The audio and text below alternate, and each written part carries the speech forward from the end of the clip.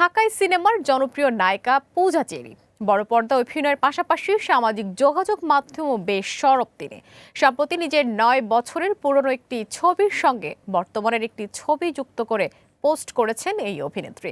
দীর্ঘ এই সময়ে পূজার চেহারা এসেছে স্পষ্ট পরিবর্তন, আর তা ঘিরে নেটিজেনদের মাঝে শুরু হয়েছে তুমুল আলোচনা। ৯ বছরে কতটা বদলালেন পূজা?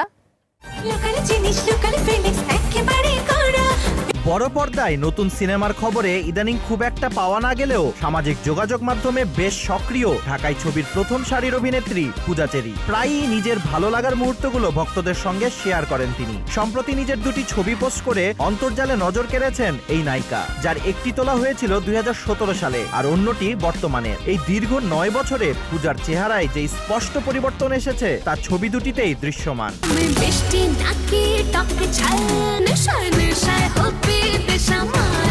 ছবি দুটির ক্যাপশনে পূজা লিখেছেন ২০১৭ বনাম ২০২৬।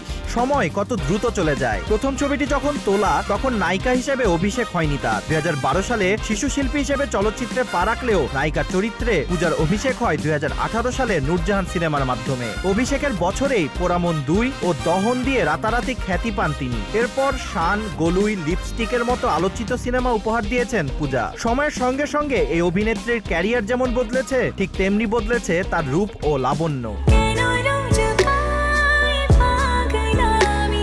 পূজার এই পোস্টের নিচে মন্তব্যের বন্যা বইয়ে দিয়েছেন নেটিজেনরা। কেউ লিখছেন আগে বেশ কিউট ছিলে, কারো মতে টিন ভার্সেস ম্যাচিউর, কেউ বা আবার পূজাকে বিয়েরও পরামর্শ দিচ্ছেন। তবে বরাবরের মতোই এসব মন্তব্যের কোনো প্রতিক্রিয়া জানাননি তিনি। প্রসঙ্গত, পূজাকে সর্বশেষ দেখা গেছে গেল কোরবানির ঈদের ছবি মাসুদ রানায়। সৈকত নাসির পরিচালিত এই সিনেমাটি অবশ্য প্রেক্ষাগৃহে খুব একটা সাড়া জাগাতে পারেনি।